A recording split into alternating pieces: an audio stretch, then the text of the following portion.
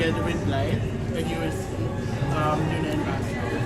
We plan to release, actually already released the drunk, and then by 2025 we'll be releasing more jewelry under Blythe. It will be designed by Blythe. But can this be bought na? Yung selection ng Barbie ngayon? Not yet. Not The yet. jewelry. So parang display pa lang. Yeah, display. Medyo para ipakita lang kung ano yung pwede nilang mabilis. Lalo na kasi, syempre, kapag bibili ka kasi ng parang investment na dito sa jewelry, di ba? Yes. And malaki din yung prices. So parang binibigyan lang namin yung people na the time to think about it, kung ano yung bibili nila. Ito yung collection line. Can you tell us how do you collaborate and help in choosing the designs? May mga mention kanina, may mga sinenta. Yes, nag-send po ako ng mga designs ko, pero wala pa po siya sa, dami po sila. Pero wala pa po siya sa, So abangan siya na. Okay. What kind of Barbie are you na? Last question. what kind of Barbie am I? The OG Barbie. OG Barbie. Parang hindi ako OG Barbie. The new generation Barbie. Ano na lang? Gen Z kind Barbie yan. Hindi lang just Barbie. Barbie. Plain Barbie. Or like working Barbie. Yun. Hustler Barbie. Hustler Barbie. Yes, I think so. Hustler Barbie po. Hindi, Diva Barbie. Kasi Diva is the female version of a hustler. Okay. I Oh, love Beyonce. Yes. Kasi ka doon. Okay. Hi, Blythe. Can you say na isa to sa endorsement mo na nearest to your heart? Kasi nakwento mo sa amin before, bata ka pa, nagko-collect ka na ng mga jewelries. Can you say na this is the one nearest to your heart? Yes. Dito pa rin po ba? Oh, yeah. Yes, pero actually hindi ako nagko-collect simula bata pa ako. Simula po akong pera doon. Pero nangangarap po ako mag-collect before. And yung lola ko po, lagi niyang tinuturo sa akin na mag-invest ako kapag nagkamali na ako. Tapos yung lola ko po, unti-unti yung hulug-hulugan lang. Kahit manipis lang na bracelet, yung mabigyan niya lang ako ng something.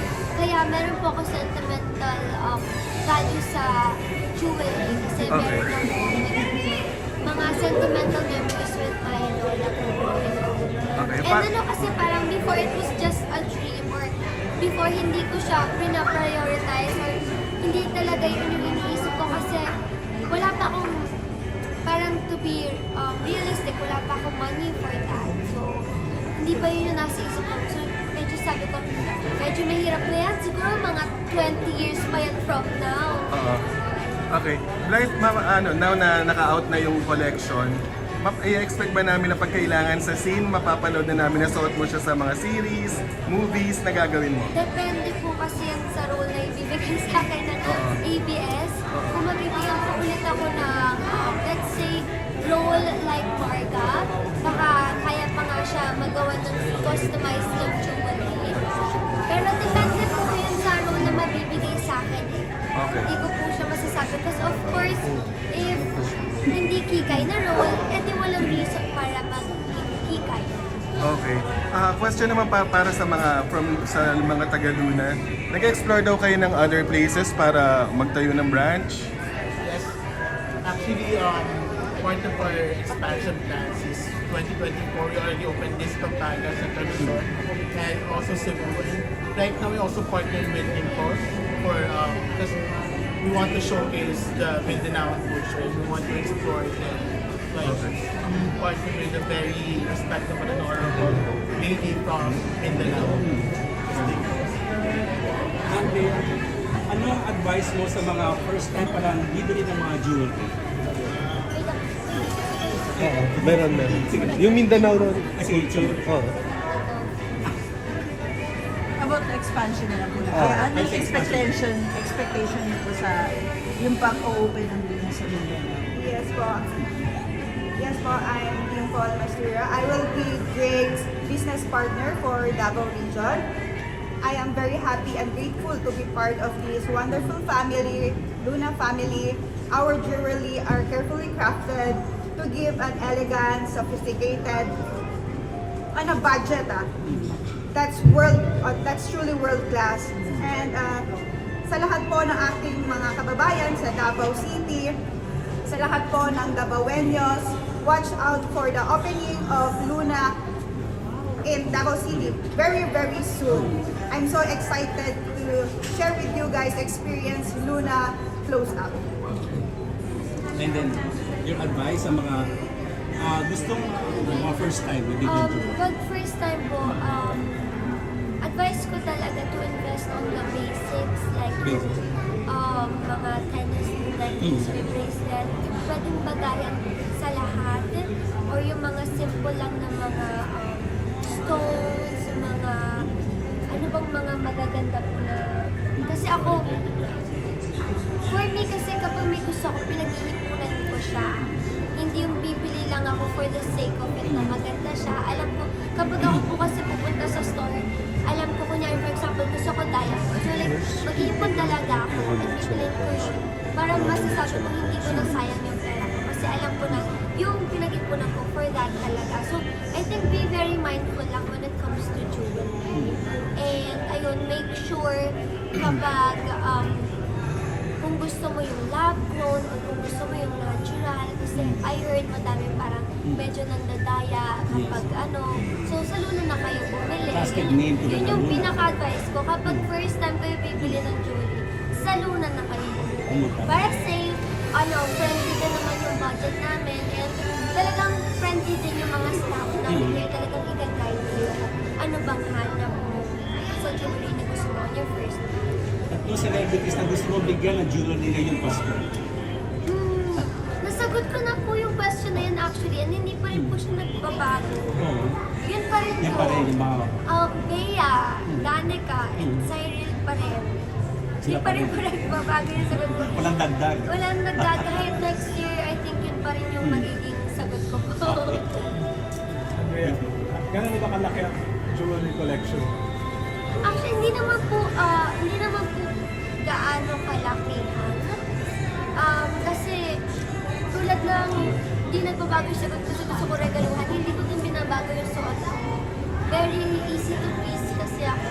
Nakita ko yun na gusto ko yun na lang yung susuotin ko lang. So hindi po siya ganun kalaki. Kasi may mahilig ako, may favoritism na ako. So gusto ko ito lang susuotin ko. Tapos ayoko naman magbulok lang sila sa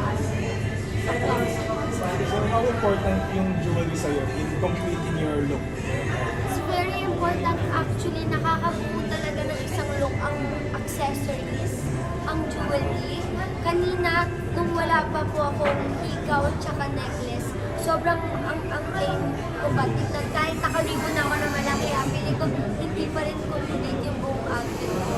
It really, parang ties it all together, nagiging finish talaga yung look kapag nag-add ka ng accessories. So minsan kung feeling nyo kulang yung outfit nyo, try nyo mag-add ng accessory, try nyo mag-accessorize, and promise magbabago agad yung outfit. Ano tell us about yung gift sa'yo? Ito nga naging dalawa na nga Tapos nagsusukat kasi ako, tapos ang ganda niya na nagkapati. Actually, kung hindi nyo alam, before this, kasi my mom also has a ring from Luna. Pero small lang siya, pero same siya na emerald gold. Tapos, dinatesting ko lang siya sa hand ko. Kasi ang meron ako, circle ko ba yun? Cushion. Cushion over. Cushion oval yung bigay sa akin ng Luna. Tapos, super attracted ako sa emerald gold. So, tinatry ko lang yung ring ng mom ko. Tinitingnan ko lang kung okay ba sa akin yung size ng bato, if bigger ba dapat yung smaller. So, gulat ako na pinigyan na ko ng Luna. Sobrang hindi ko kayo nag-promise. Made my day, ito na yung gift ko all in all ng 2024. Thank you so much. Merry Christmas, Happy New Year. Kanina parang nag-propose Yun nga, ka gulat ako. Sabi ko, oh my gosh! Ito pala yung feeling. Ito pala yun. Oh my gosh, thank you.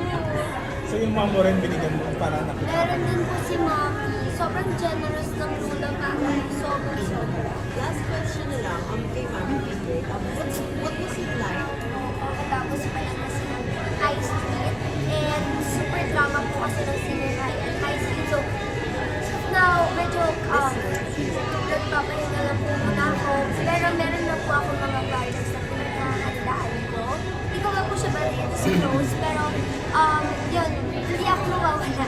And marami pa ko yung inaabangan from me. But right now, let's just end this year, this very eventful year na masaya lang tayo lahat. And kayo din guys, pag alam ko, sobrang sipag nyo din mag-work, tapusin natin yung taon na to, kailangan nyo din magpahinga, mag-rest, mag-vacation. Ano mga Christmas wish mo? Christmas, saan ka? Sa Christmas, at Christmas, I'm always with my family. Pero ayoko ma-jinx, but I have a New Year trip with one of my loved ones. So ayun, I have a trip, pero ayoko lang siyang matapos. Makikita niyo naman yun sa sa social media. Andrea, how about this year? Ano yung pinaka-highlight ng taon mo ngayon? Ano gusto mo? Biggest blessing this year? Ang daming nangyari this year. Ang daming blessings. Ano ba ang... Well, for me, it's also a milestone na mabigyan ng part yung show ko, yung show namin na Senior High. Kasi hindi po yun nangyayari kadalasan. Hindi lahat ng bibigyan ng ganun na opportunity. For me, para pumili yung mga tao ng another sequel to it means a lot. Ibig sabihin talagang kumapit sila doon sa part 1 and nagustuhan nila. Kaya they ask for more.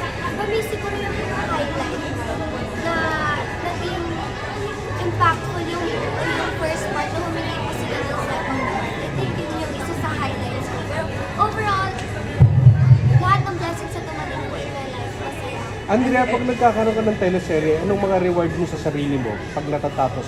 Like, Travel po. travel talaga. I always travel. Concert, may bago kang concert na papanoorin.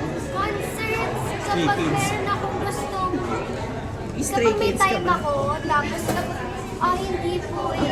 I think nag-iipon po ako ulit ngayon kasi dami ko na nagastos this year. Ang dami ko na po napuntahan at saka ang dami ko na napuntahan ng concert at saka ang dami ko na napuntahan na bansa ngayon. So, ipon muna kasi meron pa akong trip sa New Year. So, ipon-ipon po. Speaking of ipon, this year self din ba like Rabia na may partnership mo with Luna as business partner?